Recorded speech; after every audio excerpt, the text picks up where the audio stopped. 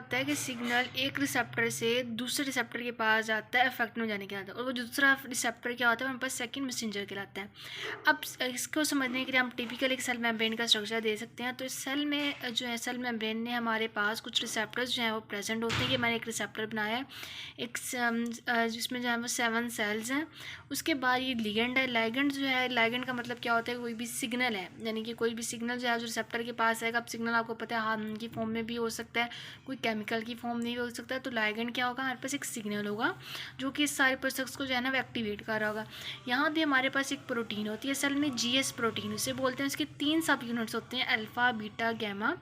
Alpha सब unit पे हमारे पास जीडीपी अटैच होती है। उसके बाद यहाँ पे एक हमारे पास एक और प्रोटीन होते हैं, एक एंजाइम होता है जिसे हम एडिनाइलाइल साइक्लेज बोलते हैं। तो ये सारा स्ट्रक्चर जो है वो सेल मेम्ब्रेन का, इसमें ये सारी चीज़ें प्रेजेंट है। इन्हीं सारी चीज़ों से जो है ना आगे सिग्नल ट्रांसडक्शन हो रही होगी। तो प्रोसेस कुछ यूँ स्टार्ट होता है कि आपके पास एक लाइगेंड, एक सिग्नल, कोई भी हार्मोन, कोई भी केमिकल आया है, इस रिसेप्टर के साथ बाइंड कर रहा होता है। इस रिसेप्टर को उसने क्या कर देना, एक्टिवेट।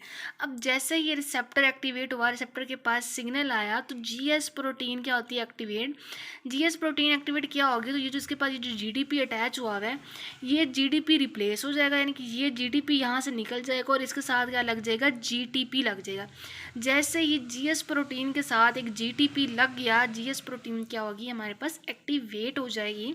इसकी एक्टिवेट क्या होगी कि बीटा और गामा यूनिट अलहदा हो जाएंगे, अल्फ़ा यूनिट अलहदा हो जाएगा। ये देखें तो नेक्स्ट डायग्राम में देखें कि ये जीटीपी आ गई, अल्फ़ा सब यूनिट के साथ अटैच होगी, हमारे पास जीएस प्रोटीन एक्टिवेट होगी। अब ये अल्फ़ा जीटीपी जो है, ये अल्फ़ा सब यूनिट और जीटीपी इसके साथ बाउंड अटैच हो जाएंगे और जाके ये एक्टिवेट कर देंगे एडिनिलाइल साइक्लेज एंजाइम को, जो कि पहले किस फॉर्म में था, इनएक्टिव फॉर्म में था। अब इस एक्टिवेटेड एडिनिलाइल साइक्लेज का काम क्या है कि ये कन्वर्ट कर रहा होता है एटीपी को इनटू सीएएमपी। सीएमपी क्या है, साइक्लिक एडेनिन मोनोफॉस्फेट, यानी कि एटीपी को सीएएमपी में कन्वर्ट कर रहा होता है। अब होता कुछ में है कि ये जो हमारे पास सीएमपी बनी है, इसको बनाने के लिए क्यों ज़रूरी होता है, तो हमारे पास कुछ प्रोटीन्स होती हैं, क्या है जी, सीएमपी डिपेंडेंट प्रोटीन काइनेजेस होती हैं।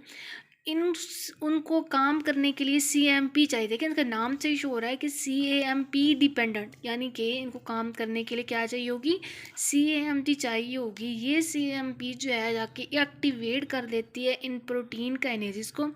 जैसे इनकी एक्टिवेशन हो जाते हैं तो ये स्प्लिट हो जाते हैं। इसके 4 सब यूनिट्स जैसे कि आप नजर आ रहे हैं, 2 रेगुलेटरी हैं, 2 कैटालाइटिक हैं।